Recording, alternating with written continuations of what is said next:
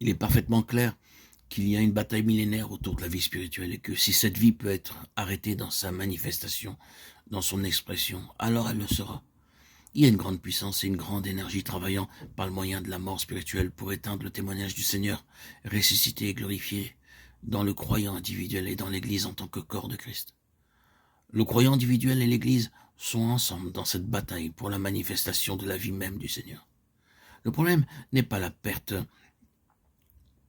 de la vie divine, de la vie éternelle, comme si Satan pouvait nous la retirer, mais la sauvegarde de sa pleine expression dans les croyants individuellement et dans l'Église comme étant un tout. C'est la bataille dans laquelle nous sommes plus ou moins engagés et concernés selon la mesure de notre spiritualité, de notre consécration au Seigneur. Ce qui est vrai du chrétien individuel l'est également du corps entier. Je crois que nous pouvons mieux pénétrer au cœur du sujet en notant le contraste qu'il y a entre la première lettre aux Corinthiens et la lettre aux Éphésiens. Ainsi, nous serons grandement aidés dans notre compréhension en saisissant la nature et le domaine de la bataille pour la vie spirituelle. Il y a beaucoup de suggestions pratiques et d'exposés dans ces deux lettres qui peuvent nous diriger à ce sujet. Pour commencer, notons les domaines dans lesquels se tiennent ces deux lettres, car sans l'ombre d'un doute, il y a sous cet aspect une grande différence entre elles. Nous sommes familiarisés avec les expressions caractéristiques de la lettre aux Éphésiens. L'expression dans les lieux célestes est l'une de ces notes dominantes.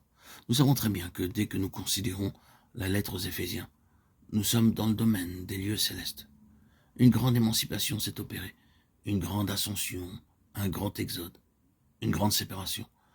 Tout un monde est resté derrière et on est entré dans un autre, oui, d'une manière spirituelle où les choses participent au caractère absolu du Seigneur, où le Seigneur est pleinement vu comme tête souveraine sur toute chose dans l'Église. Ici, il n'y a rien de fragmenté, rien de partiel, rien d'imparfait, mais toutes choses sont vues comme complètes, remplies et définitives, comme étant unies de manière parfaite avec le Seigneur dans les cieux. Ici, toutes les expressions employées sont célestes. Il s'agit d'un royaume et c'est en tant que tel qu'il est présenté dans la lettre aux Éphésiens. Le témoignage également y est vu dans son véritable caractère céleste et son énergie.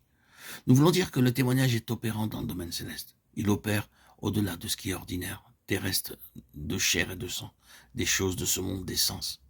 C'est dans le domaine de ces relations intimes et ultimes qui sont de nature spirituelle avec des forces et des intelligences surnaturelles qui dépassent ce qui est simplement humain, représentant plus que les forces et les intelligences de cette terre, que le témoignage se montre être opérant.